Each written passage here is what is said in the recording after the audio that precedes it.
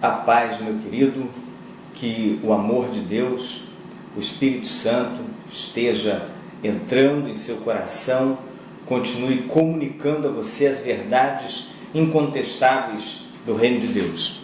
Nós estamos aqui prosseguindo em nossa missão de meditar em toda a Escritura, porque toda a Escritura, meu querido, ela é escrita por Deus, inspirada por Deus, é útil para te tornar perfeito e perfeitamente habilitado para toda boa obra. Então, que nós possamos meditar nesta palavra que pode e vai trazer vida para você. Então, nós estamos aqui no capítulo 21 de Atos, neste livro fantástico que fala da trajetória da igreja, os primeiros passos da igreja, a conversão daquelas 3.000 almas ali por Pedro, o batismo da igreja, a conversão de Paulo.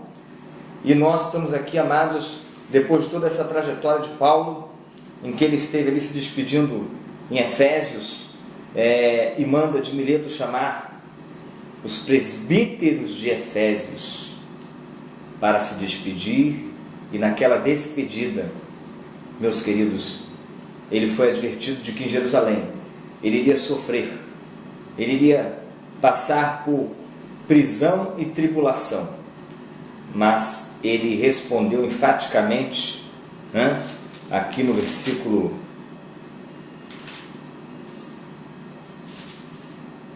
20, aqui no versículo 24 do capítulo 20: porém em nada considero a vida preciosa para mim mesmo, contanto que complete a minha carreira, o ministério que recebi do Senhor Jesus, para testemunhar o Evangelho da graça de Deus. Com essa notável declaração, o apóstolo Paulo declara o seu foco. O seu foco é o ministério da graça de Deus, e ele não se importava de ir para um lugar onde ele ia ser preso e sofrer tribulações, e contanto que ele cumprisse a missão de Deus, meu querido. Então aqui no capítulo 21, nós vamos ver aqui no versículo 4: encontrando os discípulos, permanecemos lá durante 7 dias, e eles, movidos pelo Espírito, recomendavam a Paulo que não fosse a Jerusalém. Paulo já saiu de Mileto, foi em direção a Jerusalém, já navegou mais de 600 quilômetros, chegou em Tiro, e lá em Tiro se reuniu com os irmãos por 7 dias. Queridos, nestes 7 dias, movidos pelo Espírito, e Espírito com letra maiúscula, Espírito Santo, o Espírito Santo os esclareceu de que ele iria passar, meu querido, por momentos difíceis, movido pelo Espírito Santo, que não fosse a Jerusalém. E aí, queridos, o Espírito Santo declarou ali para eles e disse: Paulo, Jerusalém você vai ser açoitado. Paulo, Jerusalém você vai sofrer calúnias, difamações, tribulações. Paulo, você sofrerá um cerceamento. Ou seja, haveria uma palavra do Espírito Santo dizendo os sofrimentos que Paulo iria passar naquele lugar.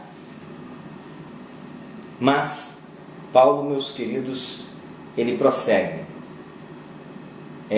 Quando Paulo chega em Cesareia, no dia seguinte partimos e fomos para Cesareia, e entrando na casa de Filipe, o evangelista, que era um dos 7, ficamos com ele. E ali um profeta chamado Ágapo, ele disse: vindo ter conosco, tomando o cinto de Paulo, ligando com ele os próprios pés e mãos, declarou: isto diz o Espírito Santo, assim os judeus em Jerusalém farão ao dono deste cinto, e o entregarão nas mãos dos gentios. Então, profeta, anunciando ali, predizendo o que iria acontecer com Paulo, que ele seria preso, seria entregue nas mãos dos gentios, Então ele respondeu, no caso aqui Paulo respondeu: que fazeis chorando e quebrantando meu coração?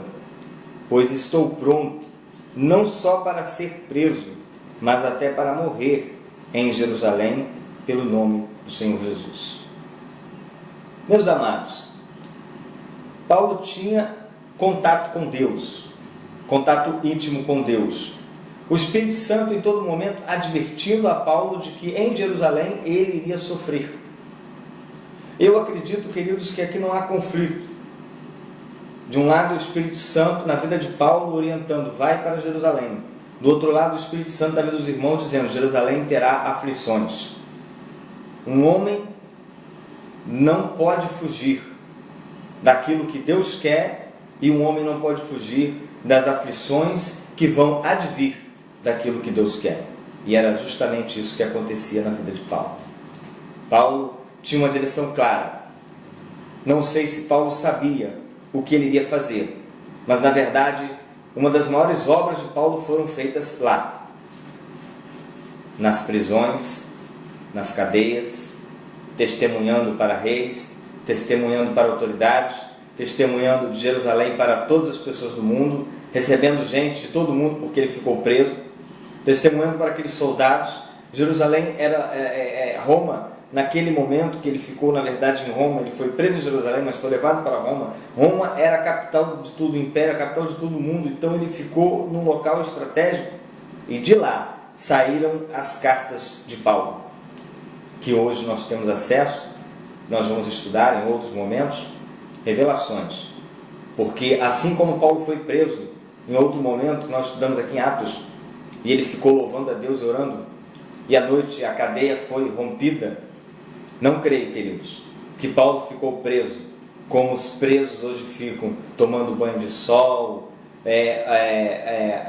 maquinando com seres perversos, mas Paulo ficou desfrutando integralmente da presença de Deus, do mover de Deus, daquilo que Deus queria na vida dele e daquilo que Deus queria transmitir para ele e para nós.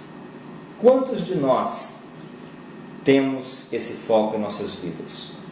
De não ter as nossas vidas como preciosas e de declarar isso. Estou disposto, Como ele declara assim, pois, versículo 13, estou pronto não só a ser preso, mas até para morrer em Jerusalém pelo nome do Senhor. Que nós, amados, possamos ser movidos, ser encorajados por esta palavra, por esta visão. Eu estou preparado a ser preso, a morrer, a me sacrificar, a me dedicar integralmente, contanto que se cumpra na minha vida o propósito de pregar o Evangelho da graça de Deus, o Evangelho do Reino de Deus, o Evangelho do Espírito Santo, o Evangelho de Cristo. Que isso esteja em seu coração. E quando Paulo chegou ali em Jerusalém, ele foi falar com Tiago, foi falar com os presbíteros, ele contou minuciosamente tudo o que aconteceu. Os irmãos ficaram felizes, os irmãos ficaram alegres com a palavra de Paulo. No entanto, eles ficaram também assim temerosos pelo fato de que os judeus já estavam murmurando acerca, já corria boatos acerca de Paulo, da sua agitação, em que ele estava introduzindo gentios no judaísmo, na salvação em Cristo Jesus, nos preceitos, e que ele estava levando os judeus a perverter o direito, a perverter, no caso, a lei judaica. A lei judaica.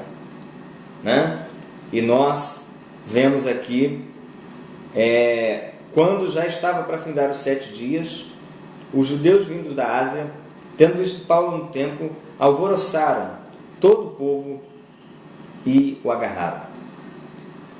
Paulo, querido, fez um voto. Paulo fez e pagou esse voto dele de mais 4 homens, que está aqui entre o versículo 17 e o versículo 26.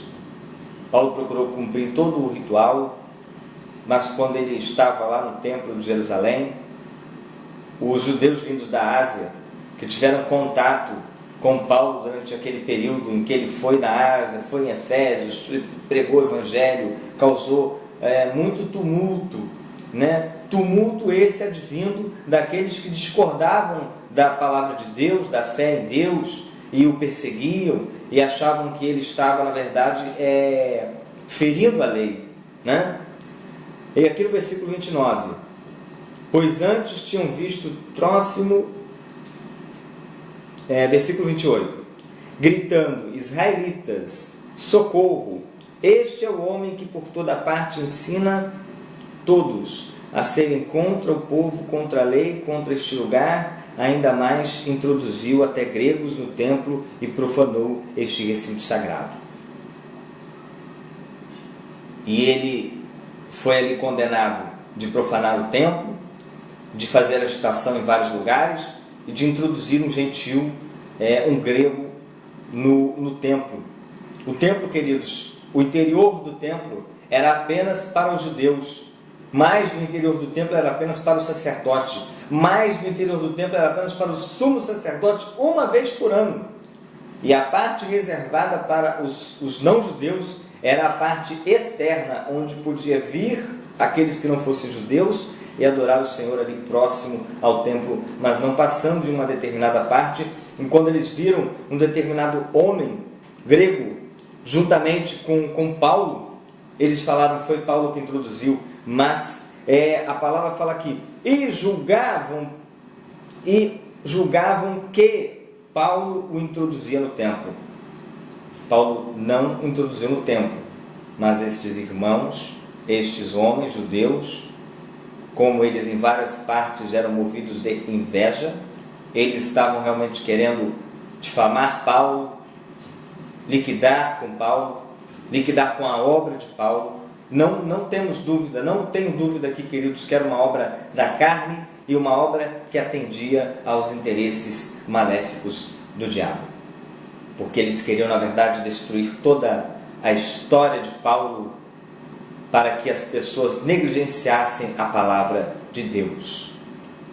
E aqui, queridos, há uma grande agitação, a multidão corre para bater em Paulo, quase o matam, mas os soldados do templo, porque ali haviam milhares de soldados que ficavam apostos em vários setores, vigiando, e centenas de soldados correram para acudir, porque viram Paulo e foram acudir, e pela maneira de Paulo falar, eles distinguiram que Paulo, na verdade, era um homem